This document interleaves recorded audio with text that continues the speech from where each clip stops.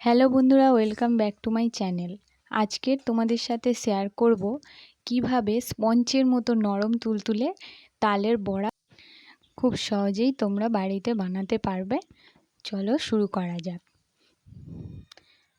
তো আমি একটা বড় পাকা তাল নিয়ে নিয়েছি।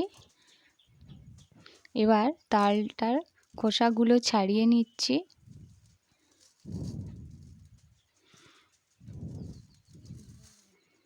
খোসাগুলো ছাড়িয়ে নিচ্ছি, পুরোটাই ছাড়ানো হয়ে গেছে। এবারে তালের আঁটিগুলো ভাগ করে নিচ্ছি। তিনটে তালের আঁটি আছে, একটা তালের মধ্যে তিনটে আঁটি আছে। তো এবার একটু করে জল দিয়ে আঁটিগুলোকে ভালো করে চটকে নেব। বেশি না, সামান্য একটু করে জল দিয়ে দিচ্ছি। দিয়ে আঁটিগুলো একটু চটকে নিচ্ছি, তাহলে একটু নরম হয়ে যাবে।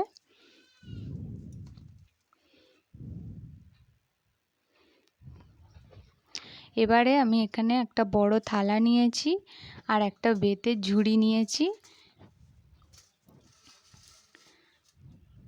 এই ঝুড়িতেই আমি তালের মাড়িটা বের করে নেব। দেখো, ঠিক এইভাবে।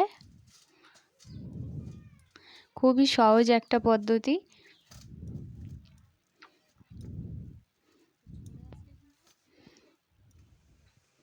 তো এইভাবেই সব আঁটিগুলো আমি মাড়ি বের করে নিয়েছি। এবার ঝুড়ির গায়ে যেগুলো লেগে আছে সেগুলোও পরিষ্কার করে ছেনে নিচ্ছি। ঝুড়ির মধ্যে তালের মাড়ি বের করলে খুব তাড়াতাড়ি হয়। এবারে একটা নেট নিয়ে নিয়েছি, এর মধ্যে তালটা আমি দিয়ে দিচ্ছি।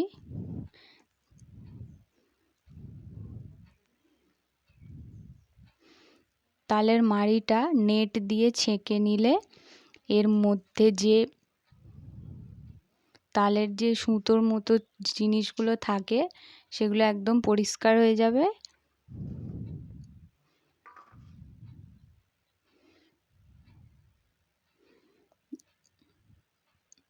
দেখো, খুব সুন্দর করে ছাঁকা হয়ে যাচ্ছে, এর মধ্যে আর কিছুই থাকবে না।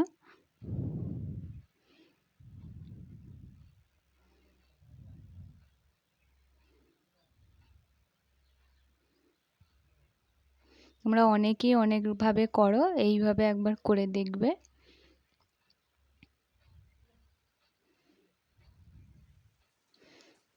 ব্যাস, পুরো মাড়িটা পরিষ্কার করে নিয়েছি।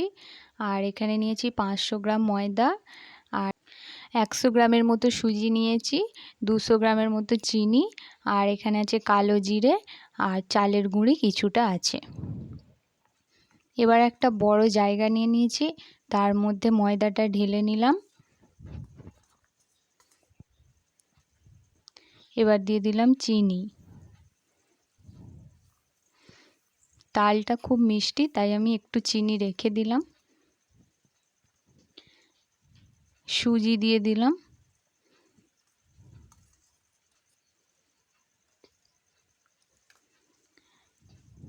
2 চামচের মতো কালো জিরে,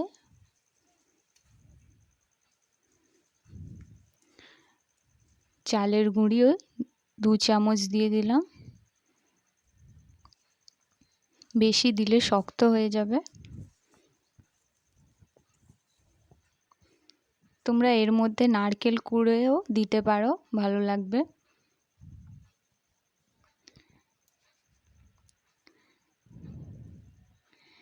তালের মাড়িটা এর মধ্যে দিয়ে দিচ্ছি।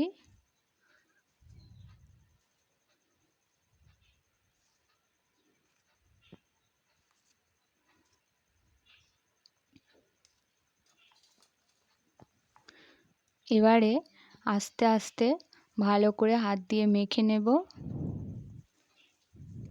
প্রথমেই কিন্তু জল দেবে না, প্রথমে তালের মাড়িটা দিয়েই ভালো করে মেখে নেব শক্ত করে।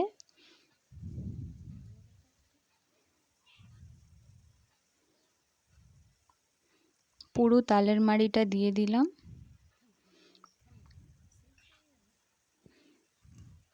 এবার এর মধ্যে দেব 1 চামচ লবণ,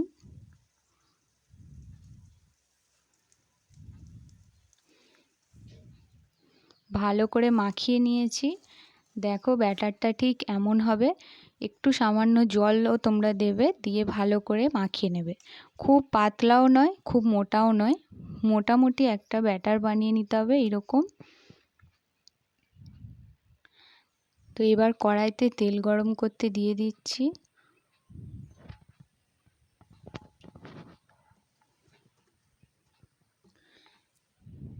বাটিয়ে কিছুটা জল নিয়ে নিলাম।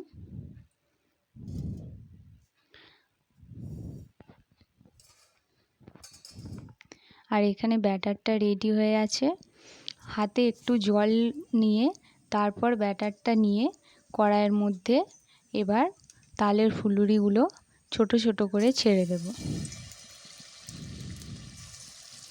হাতে একটু করে জল নেবে আর এইভাবে বড়াগুলো কড়ায় ছাড়তে হবে, তাহলে হাতে জড়িয়ে ধরবে না, ভালোভাবে পিঠেগুলো কড়াইতে ছাড়তে পারবে।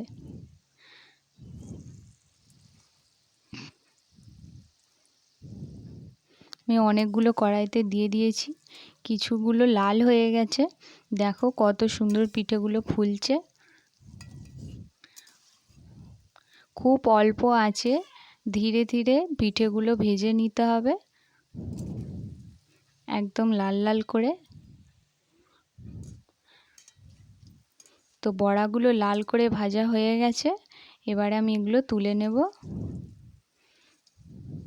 কত সুন্দর ভাজা হয়েছে আর ফুলেওছে দেখো।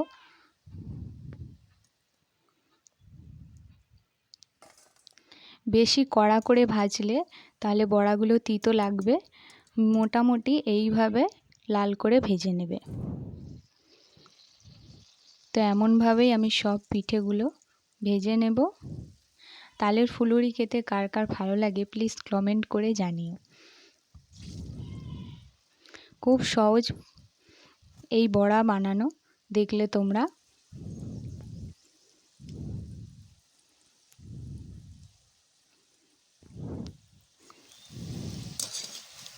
আবার আমি পিঠেগুলো ভাজা হয়ে গেছে, তুলে নিচ্ছি।